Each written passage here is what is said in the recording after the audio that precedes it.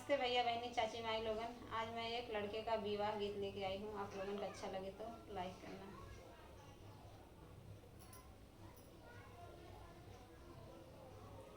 मऊरा पहिर के दुल्हे घूम रही आंगनवा, अरे मऊरा पहिर के दुल्हे घूम रही आंगनवा।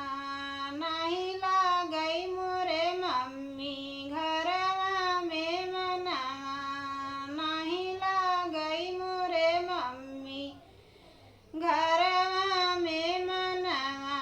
अरे पापई संगवा जइह बेटा दुल्हन संगवा आई है, अरे पापई संगवा जइह बेटा दुल्हन संगवा आईब। अरे लागै लगी मोरे बाबू घरवई में मनवा, अरे लागै लगी मोरे बाबू घरवई में मनवा।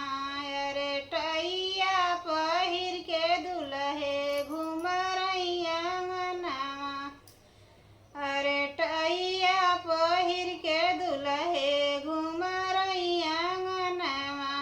अरे नहीं लागई मोरे चाची अंगना में मनवा,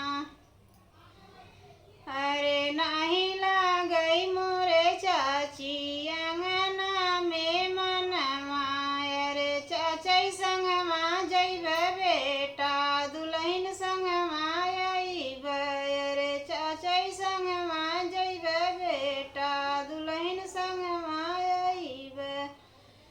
अरे लागै लगी मोरे बाबू घरवा में मनवा, अरे लागै लगी मोरे बाबू घरवा में मनवा।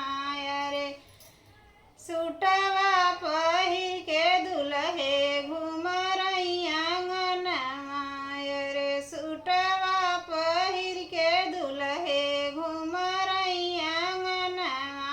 अरे नहीं लागई मोरे बुआ घरवा में मनवा, अरे नहीं लागई मोरे बुआ घरवा में मनवा।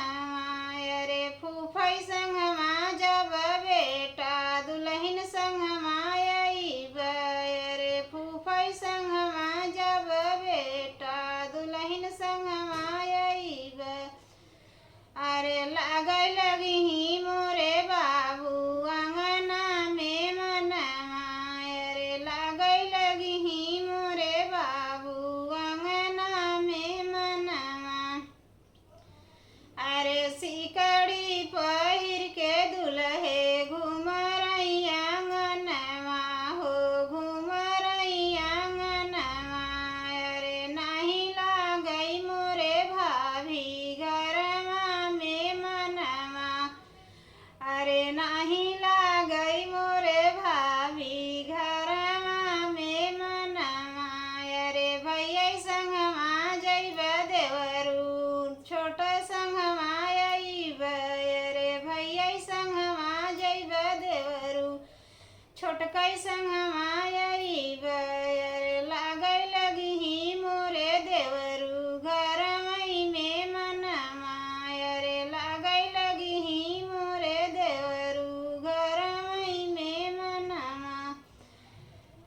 अरे जूतवा पहिर के दुल्हे घूम रही आंगनवा हो, जूतवा पहिर के दुल्हे घूम रही आंगनवा।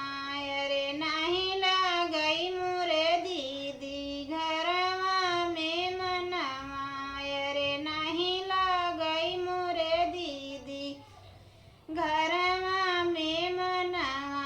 अरे जीजई संगवा जइब भैया भाभी लइके आईब, अरे जीजई संगवा जइब भैया भाभी लइके आईब।